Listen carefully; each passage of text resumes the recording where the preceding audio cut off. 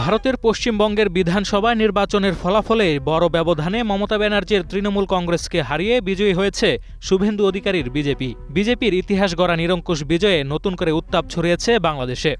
হাসিনা ওয়াজেদ বৈধ প্রধানমন্ত্রী, এরা অবৈধ। নির্বাচনের আগে ভারতীয় নেতার বাংলাদেশ নিয়ে করা বিভিন্ন মন্তব্য নিয়ে উদ্বেগ আছে বাংলাদেশের রাজনৈতিক অঙ্গনে। বিশেষ করে প্রায় ১.৫ দশক পর মমতা ব্যানার্জির রাজ্যের ক্ষমতা থেকে বিদায় এবং প্রথমবারের মতো ভারতীয় প্রধানমন্ত্রী নরেন্দ্র মোদীর বিজেপি পশ্চিমবঙ্গের ক্ষমতায় আসার প্রভাব কেমন হবে তা নিয়ে কৌতূহল আছে অনেকের মধ্যে।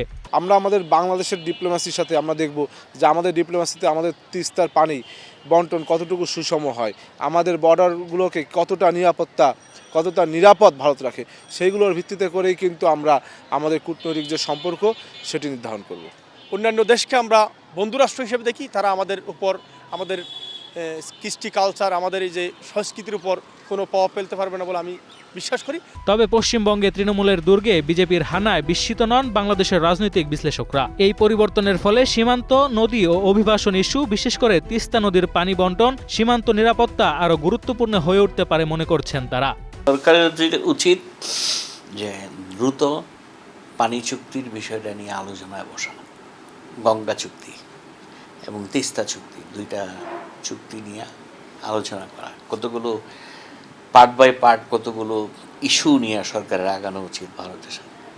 তা আমাদের পানি একটা, ট্রানজিট একটা, তারপর সীমান্ত বাণিজ্য একটা, এগুলো নিয়ে আলোচনা করাটা খুব জরুরি। এদিকে পশ্চিমবঙ্গের বিধানসভা নির্বাচনের ফলাফলে ভারত বাংলাদেশ সম্পর্ক বাধাগ্রস্ত হবে না বলে জানিয়েছেন প্রধানমন্ত্রীর তথ্য উপদেষ্টা ডক্টর জাহিদুর রহমান।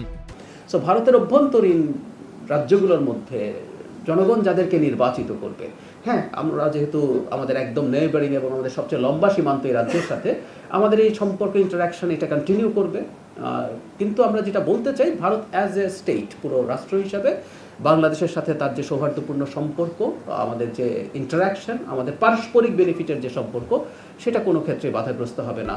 পশ্চিমবঙ্গে এবং গেরুয়া পতাকা উড়ানোর প্রেক্ষিতে ঢাকার নতুন জাতীয়তাবাদী সরকার কতটা অস্বস্তিতে পড়বে এবং ভারত বাংলাদেশ সম্পর্ক কোন দিকে মোড় নেবে সেটি এখন দেখার বিষয়। Sanjit Hasnat, green news, Dhaka.